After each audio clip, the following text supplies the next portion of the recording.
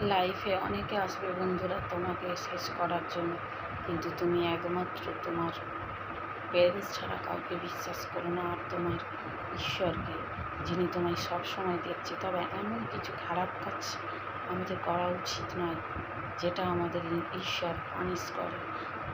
আর একটা কথা বন্ধুরা, জীবনে কাউকে বিশ্বাস করো না। বিশ্বাস এখনকার মানুষরা রাখে না।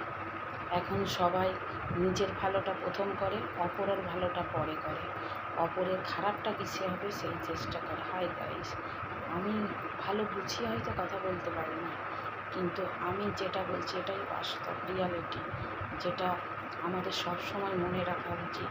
আমাদের যদি কোনো রকম কোনো অসুখ করে, তাহলে আমাদের একমাত্র যে বাঁচাবে সে হলো আমাদের প্রথম টাকা, তারপর আমাদের আত্মীয় স্বজনরা যাবে। কিন্তু তখন যদি ওনাদের টাকা চাও, টাকা তো পাবেই না। নিজেকে মৃত্যুর সাথে লড়াই করে নিজেকে মৃত্যুর মুখে চলে যেতে হবে।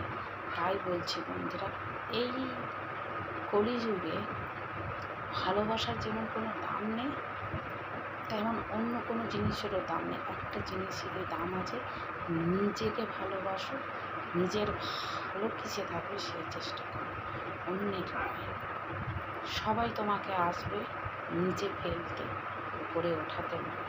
একমাত্র যে ওঠাবে তিনি হলেন আমাদের বাবা মা আর আমাদের